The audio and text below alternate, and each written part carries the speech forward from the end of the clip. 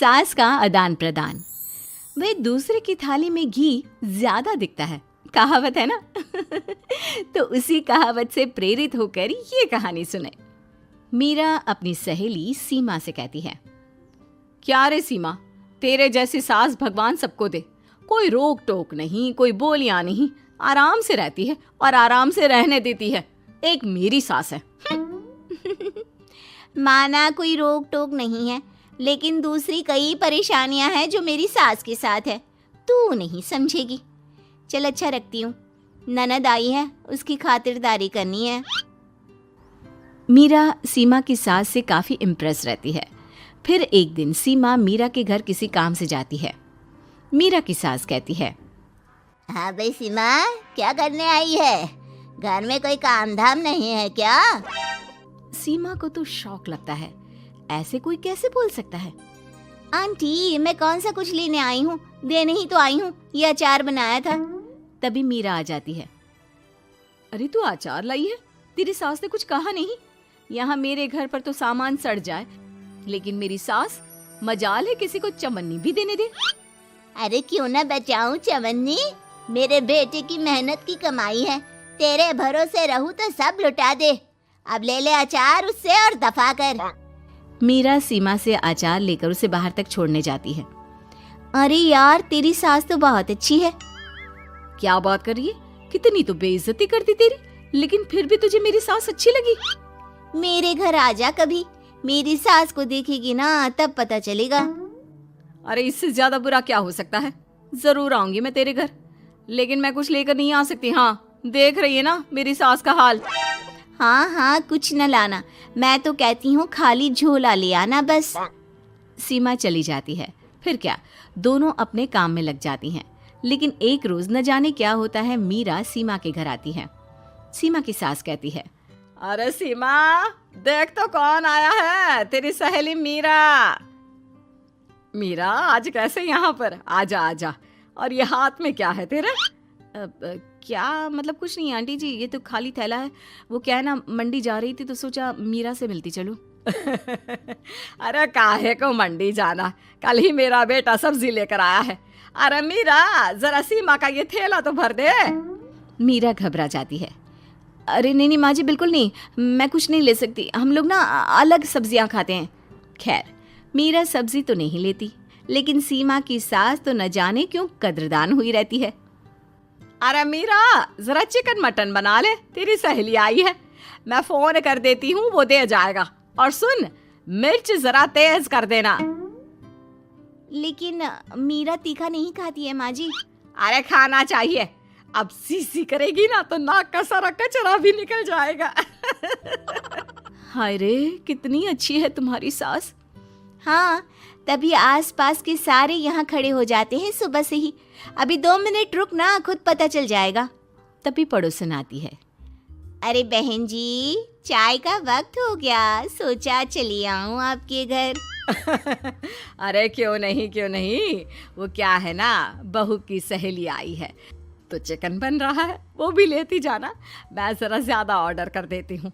और हाँ बहू, पकोड़े भी तल ले चाय के साथ। जा जा मीरा बेटी, सीमा की मदद कर दे जरा। मीरा सीमा के पास किचन में जाती है, जहाँ सीमा सास को कोस रही होती है। घर में कितनी मुश्किल से सब्जी और राशन आता है, लेकिन ये नहीं समझेंगी। अरे पिछले महीने भी 2 बार राशन लाना पड़ा था, लेकिन ये है कि सच्ची यार, फिर भी तू लकी है। तेरी सास कम से कम मेरी सास की तरह तो नहीं है। मीरा कुछ देर रहकर वहां से चली जाती है। दोनों बहुएं किसी तरह सास के साथ दिन काट रही थी कि एक दिन सीमा कहती है, नहीं नहीं माँ जी, बस करिए, तंग आ गई हूँ मैं आपसे। मैं अब आपके साथ नहीं रह सकती। एक बार, बस एक बार आप मेरी सहेली मीरा की सास की तरह बनकर देखिए। अरे कितनी अच्छी इंसान है वो, कितना सोचती है घर के लिए। दूसरी तरफ मीरा, माँ जी कैसी हैं आप? कुछ तो सोचा करिए, समाज नाम की भी कोई चीज होती है। बस एक बार मेरी सहेली सीमा की सास की तरह बनकर देखिए। अरे कैसे जी जाती है जिंदगी, उन्हीं से पता चलेगा। दोनों की सास को आता है गुस्सा। अरे भाई, कोई छोटे बच्चे तो है नहीं जो किसी के साथ तुलना कर दे और वो कुछ ना कहे। मीरा की सास कहती है, मुझे तो सीमा के पास ही छोड़ा। सीमा की सास कहती है, तू ना मुझे मीरा के पास ही छोड़ दे। दोनों एक दूसरे से सलाह करती हैं और सासों का किया जाता है आदान प्रदान यानी एक्सचेंज। अगली सुबह मीरा की बदली हुई सास। अरे मीरा, मेरी बेटी आ रही है। मीरा को तो आदत थी कि घर का कोई भी आए दमड़ी ना निकले, ना कुछ बनाना ना कोई लेन देन। अच्छा माँ जी ठीक है, कोई बात नहीं। अरे कैसा कोई बात नहीं, अरे लाओ 16 तरह के पकवान और ननद को देने के लिए सीधा निकालो। सीधा समझती हो ना? देना लेन देन? अरे माँ जी कैसी बात कर दी। इस घर में जो कोई कुछ भी ले आए, लेकिन मजाल है घर की चवन्नी भी कहीं चली जाए। अरे ये तो परंपरा ही नहीं है इस घर की। बाकी खाना हो तो रोटी दाल बना देती हूँ। रोटी दाल तो मेरी बेटी दुख में भी नहीं खाती, तो मायके में क्यों खाए। मैं अभी चिकन मटन पनीर और दाल ऑर्डर कर रही हूँ, सब बना देना। लेकिन मेरी तो आदत ही नहीं है इतना सारा खाना बनाने की।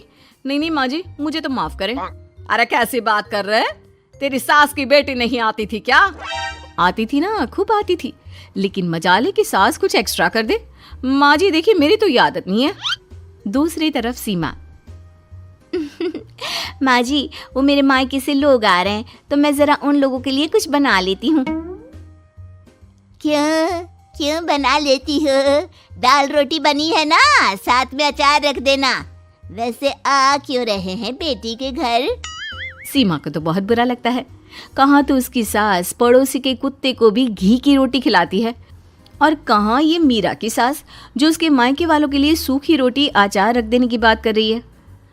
वो मेरी भाभी आई है ना, नई नई, तो शादी के बाद भाई पहली बार आ रहा है।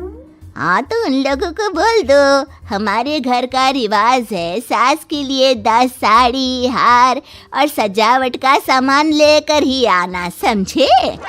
सास तो बोली जा रही थी, लेकिन सीमा को कुछ समझ में नहीं आ रहा था कि वो क्या करे। सीमा का पति।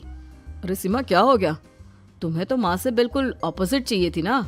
कहाँ माँ हर किसी के आओ भगत में तुम्हें लगा कर रखती थी, लोगों से खूब मिलती, घर का सामान बांटा करती थी।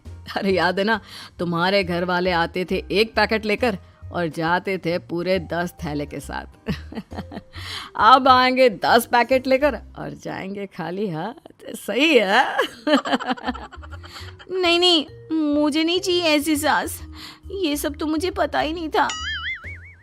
सीमा घबराकर मीरा की सास को लेकर उसके घर जाती है, जहां मीरा।